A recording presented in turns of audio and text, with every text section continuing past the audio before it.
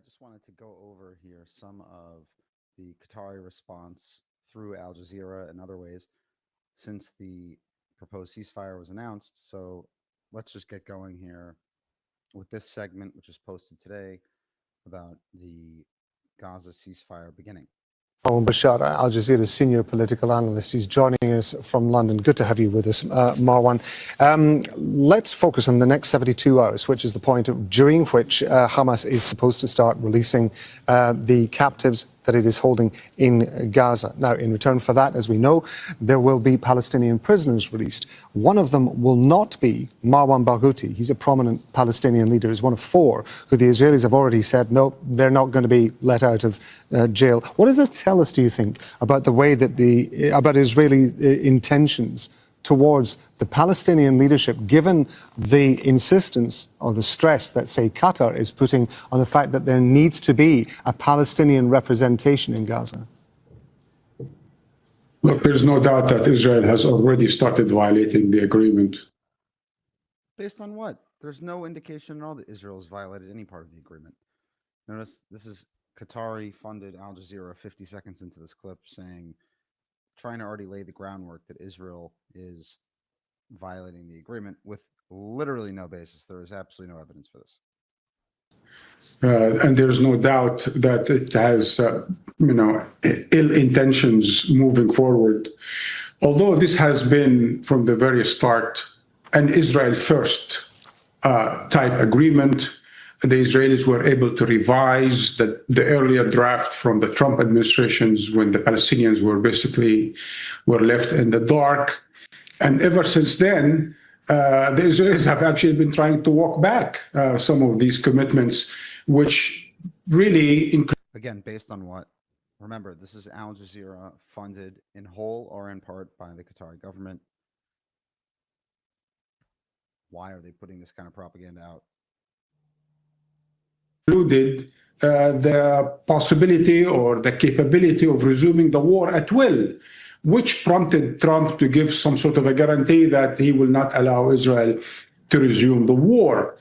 So I think this is going to be a kind of bone-breaking type process moving forward. Israelis trying to muzzle their way out, trying to manipulate the Trump administration into accepting new clauses, perhaps.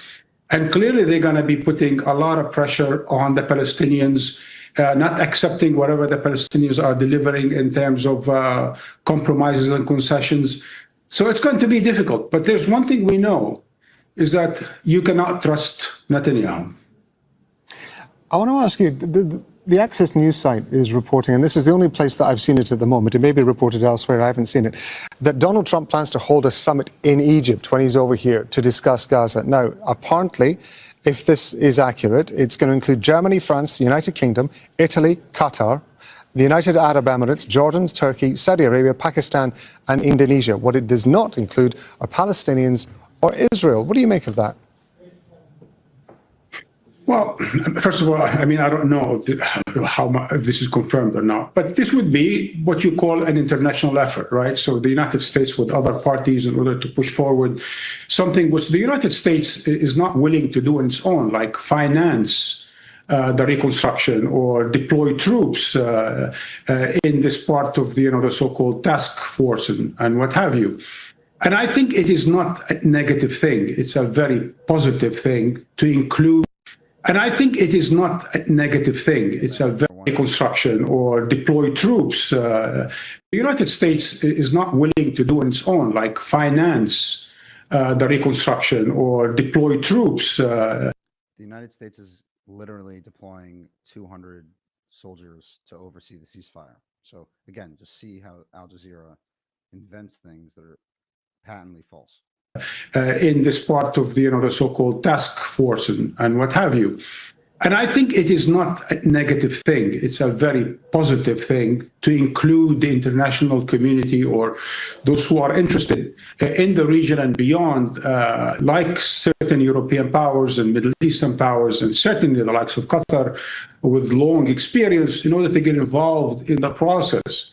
If you leave it to Netanyahu and Trump, this will be a flawed process, as we've seen from the earlier drafts. But if you involve the international community, if you involve Europe and Middle Eastern states in it, then on the one hand, you give them a stake in the process.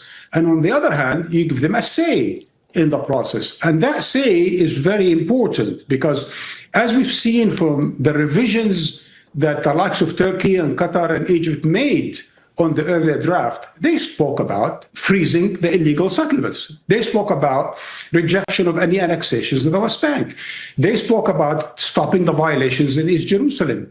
They spoke about a clear path to a Palestinian state. None of these things made it to the version that the Israelis worked on. And that's why in the days, months ahead, it's going to be crucial that some states like Qatar and Turkey and Egypt and others remain engaged not by helping and financing, but also by having a say in what Netanyahu does and does not do moving forward. And maybe that's where it's going to be crucial that some states like Qatar and Turkey and Egypt and others remain engaged not only by helping and financing, but also by having a say in what Netanyahu does and does not do moving forward. Okay, so Al Jazeera is now saying that Qatar does or should have a say in what Netanyahu says, does, etc. That'd be very problematic if that's actually true. But again, you see this kind of insane hyperbolic framing that's being promoted. Let's see what else he has to say. Maybe that's where the role of guarantor comes in, isn't it? Because we've got one timeline we know about, 72 hours, that deadline for Hamas to release captives from Gaza. But after that, we've got no more deadlines, and we really don't have any definitive timelines for anything. The rest of the ceasefire, as you've just been describing, seems very undefined. Well, as you and I spoke over the past few days, once you go beyond the so-called 72 hours clause, then everything's up for grabs. And I think Netanyahu wanted it that way. He wanted every other agreement, like every one of his predecessors, wanted agreements that are come in stages and phases, and Israel is able to dictate whether that stage is over, how much concessions have the Palestinians delivered, and so on and so forth. When you make a process into stages without a defined end, a clear defined end, then it is the stronger party, in this case Israel, is able to dictate the process.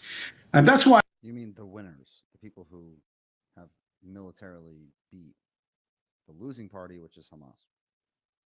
Once again, it is so important for the type of European and Arab parties that recognize Palestine as a state, that recognize genocide to have been ongoing for the past 2 years, that recognize that Netanyahu government cannot be trusted, and also recognize that Trump has a short attention span, and that today he's talking about Gaza, tomorrow he might be quite preoccupied with China or Chicago.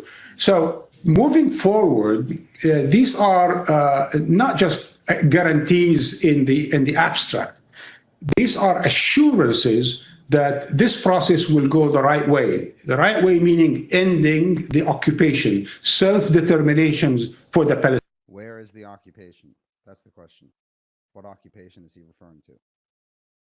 Palestinian people, a two-state solution, whenever that is solvable at this point in time, in order for the Palestinians to be able to live free at last. Without that, all of these points about, international trusteeship, or the likes of Tony Blair getting involved, or the likes of Israel dictating the process moving forward, will ensure that it will implode in the next few weeks. Marwan Bashara, Al Jazeera's senior political analyst. As always, Marwan, thank you very much. Again, we just have to be very careful here. This is what the Qatari airwaves are putting out.